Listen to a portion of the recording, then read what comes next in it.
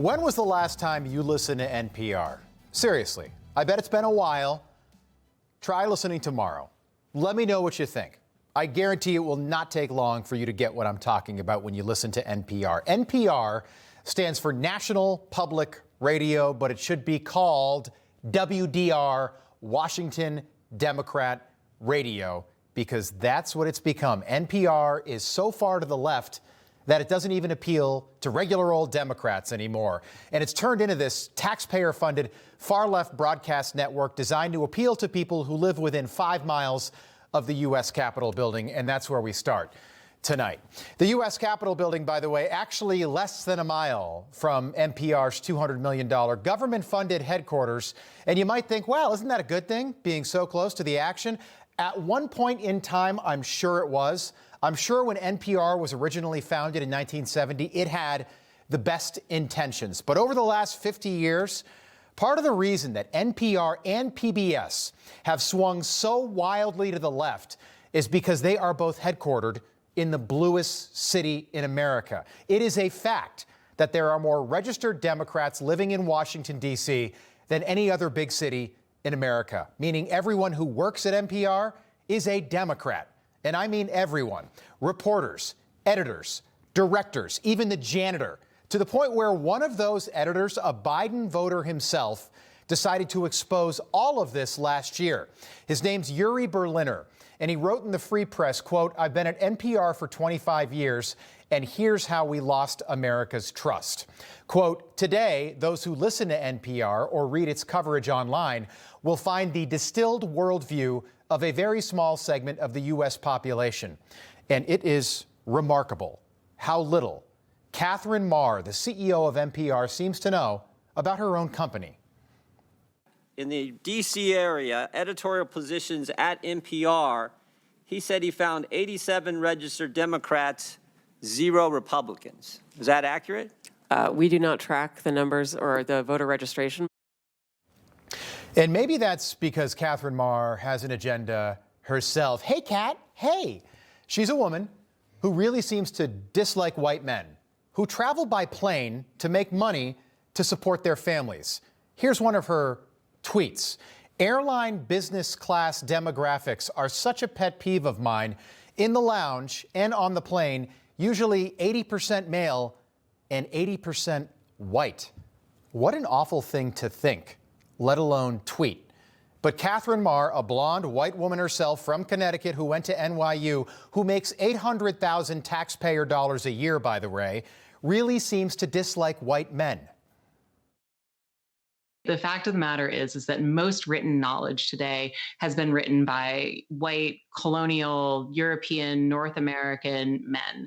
And so one of the things that we're really focused on is how do we think about correcting the record? How do we think about writing people into history? How do we think about writing people into the present who haven't been represented in the same way? Okay. Do you still think the federal government should be giving that woman right there millions of your dollars every year to spend? Yesterday, the CEOs of NPR and PBS testified on Capitol Hill in a last-ditch effort to save themselves, save their jobs. I've never seen anything like it.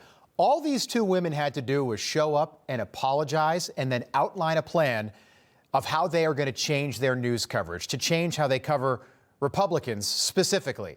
But they couldn't even do that. And now, National Public Radio and the Public Broadcast Service, which is not a service to anyone anymore, are about to lose their federal funding, something that probably should have happened years ago. Do you believe that America is addicted to white supremacy? I believe that I tweeted that, and as I've said earlier, I believe much of my thinking has evolved over the last half decade. Do you believe that America believes in black plunder and white democracy? I don't believe that, sir. You tweeted that in reference to a book you were reading at the time, apparently, The Case for Reparations.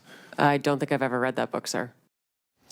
NPR and PBS both get about 15% of their annual budget from the federal government, and that 15% amounts to millions of dollars every year to cover the news like this. You might remember this story. Here's the official statement from Terrence Samuels, NPR managing editor, about the Hunter Biden laptop story just before the 2020 election. Quote, We don't want to waste our time on stories that are not really stories, and we don't want to waste our readers' and listeners' time on stories that are just pure distractions. We'll get back to that in a moment. But here's NPR CEO Catherine Maher once again trying to explain why her fake news organization, again, not National Public Radio, but Washington Democrat Radio, chose to ignore that story.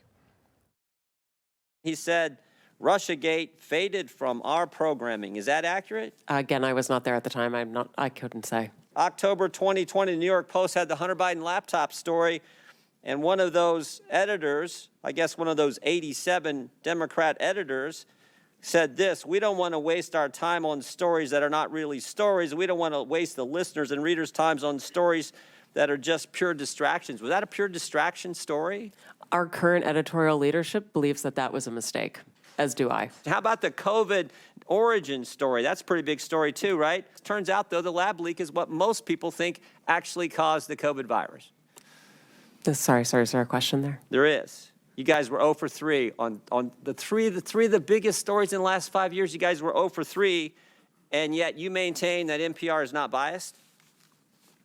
Congressman, I do not believe we are politically biased. No, we are a nonpartisan organization. Nonpartisan organization. All she had to do was apologize, and she could continue to make $800,000 of your dollars a year.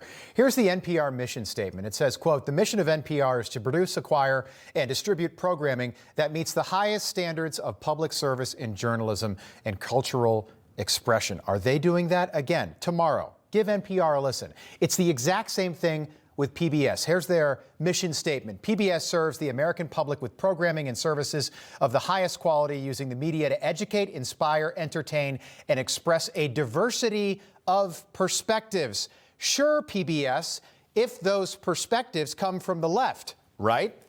To me, they have both served a purpose, but those days of serving a purpose are over, and the playing field should be leveled. They should have to earn their keep in the marketplace just like the rest of us, and not get rewarded with millions of dollars of taxpayer money just to help Democrats win elections, because that's what they're doing now, and that's what they've done for decades. And by the way, NPR didn't acknowledge the Hunter Biden laptop story until 17 months after it was first reported by the New York Post. At that time, Joe Biden was safely in the White House.